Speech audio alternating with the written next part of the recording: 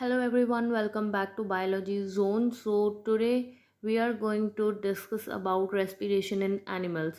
तो इन चार animals amoeba, earthworm, frog and fish की रेस्पिरेशन को आज हम इस वीडियो में स्टडी करेंगे. So let's begin the video without wasting any more time. तो सबसे पहले हम बात करने वाले हैं अमीबा के बारे में. अमीबा मैंने आपको पहले ही लाइफ प्रोसेसेस जब स्टार्ट हुआ था तब बताया था कि एक यूनिसेलुलर ऑर्गेनिज्म है जो फ्रेश वाटर में रहता है. मतलब इसके आसपास अब क्या है, वाटर है. तो मतलब इसने वाटर के अंदर से एयर लेनी है. मतलब वाटर में जो डिजॉल्व्ड ऑक्सीजन है वो अमीबा इनटेक करेगा, इनहेल करेगा. अब देखो, in amoeba respiration take place through its cell membrane और प्लाज्मा मेम्ब्रेन. अब रेस्पिरेशन के लिए अमीबा के पास कोई स्पेशल ऑर्गन नहीं है, तो वो अपनी सेल मेम्ब्रेन या प्लाज्मा मेम्ब्रेन के थ्रू ही रेस्पिरेशन करेगा. तो अब देखेंगे कि पूरा प्रोसेस कैसे होगा.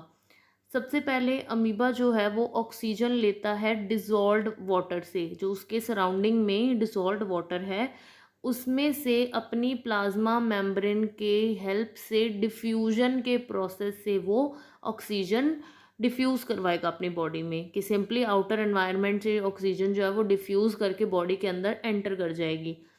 देन क्या होगा कि उसकी बॉडी में ये ऑक्सीजन पूरी बॉडी के अंदर स्प्रेड हो जाएगी और वहाँ रेस्पिरेशन परफॉर्म करेगी. मतलब जो फूड पार्टिकल्स एब्जॉर्ब हुए थे अमीबा की बॉडी में उनको ब्रेक करवाएगी, एनर्जी बनाएगी, और जो कार्बन डाइऑक्साइड प्रोड्यूस होगी वो फिर से सेल मेम्ब्रेन या प्लाज्मा मेम्ब्रेन के थ्रू आउटर जो सराउंडिंग में वाटर है, जो उसके आसपास वाटर है, उसमें डिफ्यूज़ आउट हो जाएगी.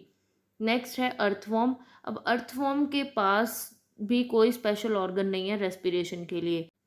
अर्थवॉर्म की जो स्किन है वो मॉइस्ट होती है, बिल्कुल थिन होती है और हाईली वैस्कुलर होती है.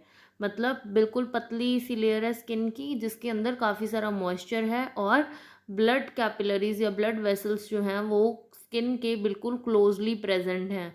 तो जब आउटर एनवायरनमेंट से, एटमॉस्फेयर से स्किन के अंदर ऑक्सीजन डिफ्यूज़ हो जाएगी तो वो ब्लड के अंदर एंटर करेगी और ब्लड जो है उस ऑक्सीजन को बॉडी के सारे सेल्स तक लेके जाएगा. इन सेल्स में अब रेस्पिरेशन से क्या बनी है, कार्बन डाइऑक्साइड. ब्लड ऑक्सीजन वहाँ पे ड्रॉप करेगा, वहाँ पे रिलीज़ करेगा ताकि और रेस्पिरेशन हो जाए, और जो पहले की रेस्पिरेशन से कार्बन डाइऑक्साइड बनी हुई है ऑलरेडी उसको पिक करेगा, और फिर ये जो कार्बन डाइऑक्साइड है वो स्किन के थ्रू ही बॉडी से डिफ्यूज़ आउट हो जाएगी. मतलब अर्थवर्म के अंदर रेस्पिरेशन के लिए एक्सचेंज ऑफ गैसेस जो होना है वो कौन करवा रहा है, थिन एंड मॉइस्ट स्किन.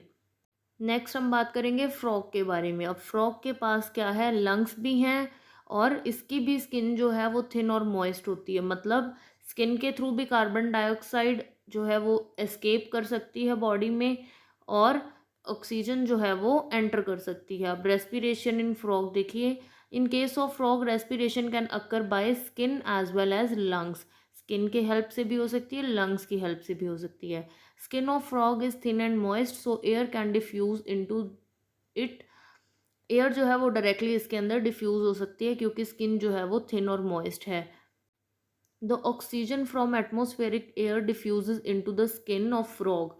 जो एटमोस्फेयर के अंदर एयर है उसमें से ऑक्सीजन जो है वो डिफ्यूज इन कर जाएगी, और carbon dioxide formed as product of respiration. जो कार्बन डाइऑक्साइड रेस्पिरेशन के प्रोडक्ट के फॉर्म में ऑलरेडी बॉडी में बनी हुई है वो क्या हो जाएगी, डिफ्यूज़ आउट इन एटमॉस्फेयर. वो एटमॉस्फेयर के अंदर उसको स्किन के थ्रू डिफ्यूज़ आउट कर दिया जाएगा.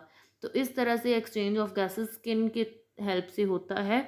और फ्रॉग के पास पेयर ऑफ लंग्स है, मतलब दो लंग्स हैं जो गैशियस एक्सचेंज में हेल्प करते हैं. जैसे कि ह्यूमंस के अंदर लंग्स का फंक्शन है उसी तरह से फ्रॉग के अंदर भी लंग्स की हेल्प से रेस्पिरेशन होती है.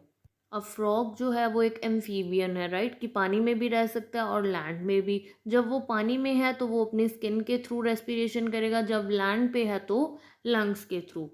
नेक्स्ट है रेस्पिरेशन इन फिश. फिश के अंदर रेस्पिरेशन कैसे होगी. अब देखिए, fish is an aquatic animal. Aquatic animal है, पानी के अंदर ही रहता है ऑल द टाइम. अब फिश के पास रेस्पिरेशन के लिए एक स्पेशल ऑर्गन है. उस स्पेशल रेस्पिरेटरी ऑर्गन का नाम क्या है, गिल्स. तो गिल्स जो हैं वो हेड रीजन, हेड वाले पार्ट के दोनों साइड पे प्रेजेंट होते हैं। और gills are covered by gill covers, gills जो हैं वो कवरिंग होती है उनके ऊपर, और उस गिल कवर को क्या बोलते हैं, ओपरक्यूलम। तो ओपरक्यूलम क्या है, गिल्स की जो ऊपर गिल कवर है उनका नाम है ओपरक्यूलम।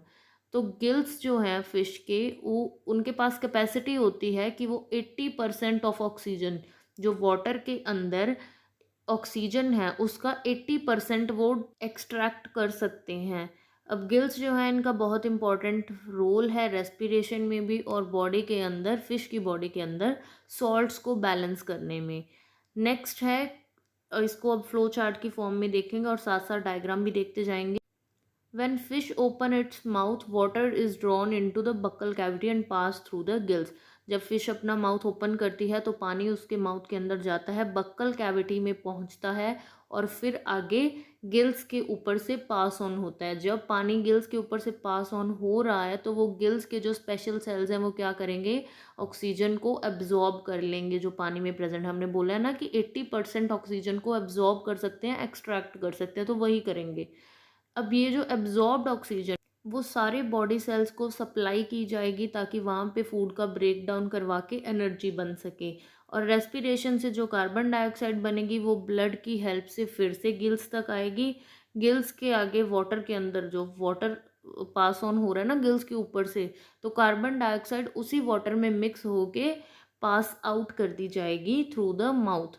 तो वो कार्बन डाइऑक्साइड वाला वाटर जो है वो फिश के माउथ से पास आउट हो जाएगा। तो ये था रेस्पिरेशन का प्रोसेस। 4 एनिमल्स में हमने स्टडी किया है, frog, fish, earthworm and amoeba.